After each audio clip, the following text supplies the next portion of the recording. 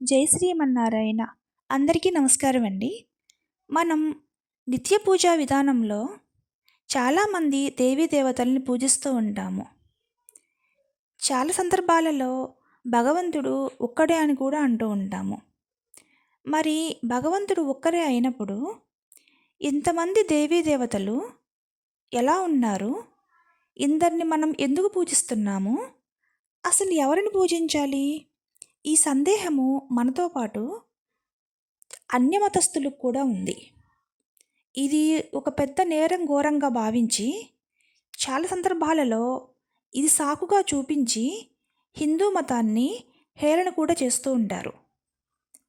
అసలు భగవంతుడు ఒక్కడా, చాలామంది ఉన్నారా అంటే ఆత్మజ్ఞానికి, తత్వజ్ఞానం కలిగిన వారికి, అంటే ఎవరైతే కేవలము కంటితో మాత్రమే కాకుండా మనసుతో కూడా విషయాన్ని చూడగలుగుతారో అలాంటి వారికి భగవంతుడు ఒక్కర్లానే కనిపిస్తాడు.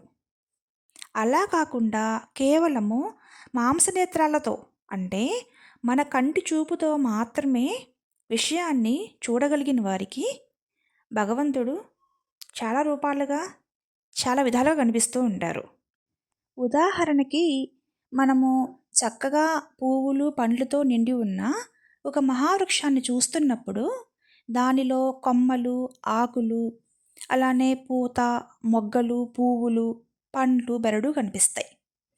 వీటన్నిటికీ కూడా రంగులు, పేరులు, అలాగే రూపాలు, పండ్లు యొక్క రుచులు, వాటి ఉపయోగాలు కూడా వేరే వేరే విధంగా ఉంటాయి.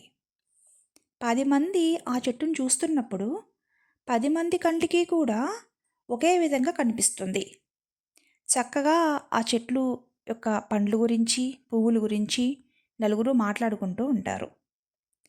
అక్కడికి ఒక ఆత్మజ్ఞాన సంపన్నుడు, అంటే ప్రతి విషయాన్ని కూడా తత్వదృష్టితోటి చూడగలిగిన వాడు అక్కడికి వచ్చాడు. అతనికి కూడా ఈ ఆకులు, పువ్వులు, పండ్లు అన్నీ మనందరికీ కనిపించినట్లుగానే అతనికి కనిపించాయి. కానీ వీటితో పాటు అతనికి మనకి కనిపించింది ఇంకొక విషయము అతను గమనించాడు. అదేంటి?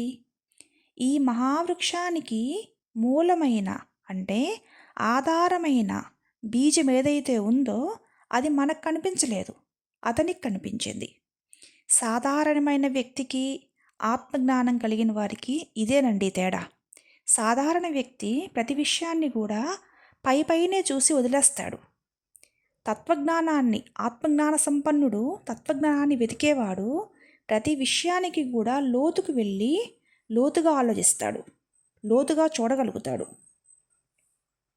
ఇప్పుడు ఇన్ని అందాలు, ఇన్ని రంగులు తనలో నింపుకొనున్న ఆ యొక్క వృక్షము ఏ బీజం అయితే ఆధారం ఉందో బీజం యొక్క ఆధారమే అయినట్లుగానే దివ్యమైన శక్తులు, ఎన్నో భవ్యమైన గుణాలతోటి మనకి దర్శనమిస్తున్న దేవీ దేవతలకి కూడా శ్రీమన్నారాయణమూర్తే బీజం.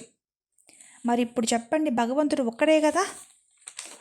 అలాగే భగవంతుడు ఒక్కడే అన్న ఈ విషయం మనకు అర్థం కావాలి అంటే ప్రతి విషయాన్ని కూడా తత్వదృష్టితోటి చూడగలిగిన శక్తి మన మనసుకు కలగాలి.